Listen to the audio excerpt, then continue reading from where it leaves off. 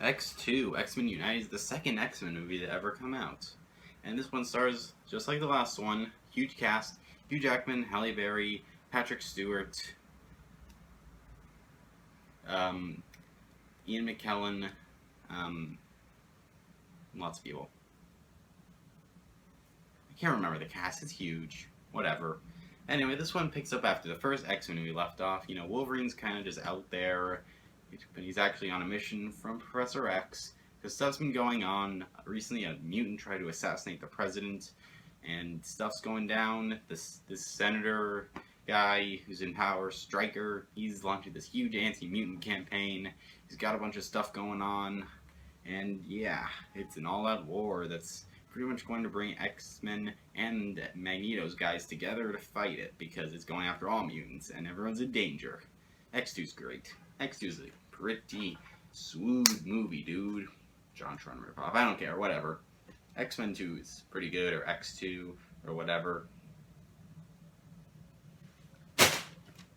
I don't want that to be a running joke like the Skyfall review. But yeah, X2 is really awesome, because the thing I love about it is that it's really one of the first superhero movies to go past this whole awesome superheroes and stuff. Yeah, bad guy.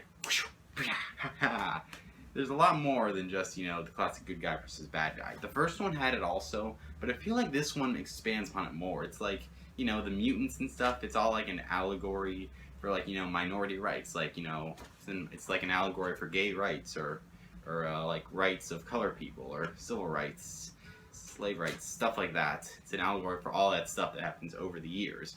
You know, minorities oppressed because they're different, and, you know, they're going to show everyone that we're better. And the X-Men, they're good people. You know, not all the mutants are bad. It's just that, you know, some select kind are. And, you know, this movie does really well with it. I really like, you know, the psychology of all that stuff, everything that goes on. It's really cool. And, you know, the action in this movie is pretty awesome. You know, I love the superhero fighting. Of course, I love Hugh Jackman's Wolverine and all the stuff he does with the claws. The claws are an awesome weapon. And I gotta say, you know, it's a perfect casting, Hugh Jackman. You know, he's demonstrated this, and even X-Men Origins Wolverine, which is not a good movie, he's still awesome in it.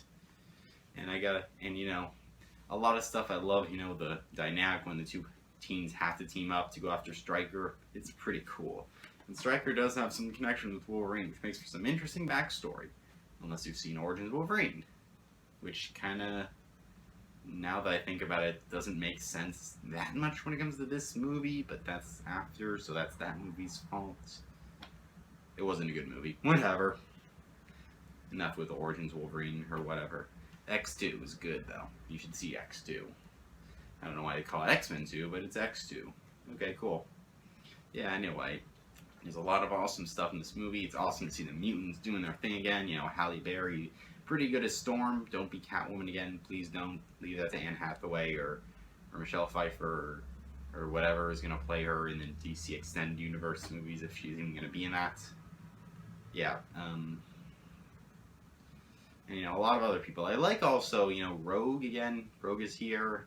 And, you know, she kind of has a relationship going on with Iceman. And, you know, it kind of, one of the amusing things is, like, they kind of want to kiss, but Rogue's got the thing where if you touch her, she'll kind of absorb your strength and you'll really get weak and stuff. And I don't know, it makes for some amusing scenes with that. They go beyond just normal teen love stuff.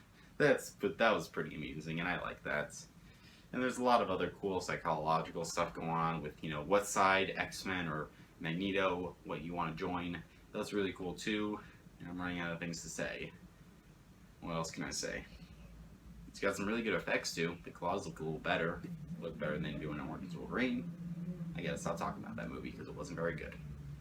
The point, X-Men 2 is a really awesome movie. I like it more than the first one, and I like it more than First Class, I think. So yeah, it's probably my favorite X-Men movie I've seen so far. I still need to see X-Men 3. Not very good from what I hear.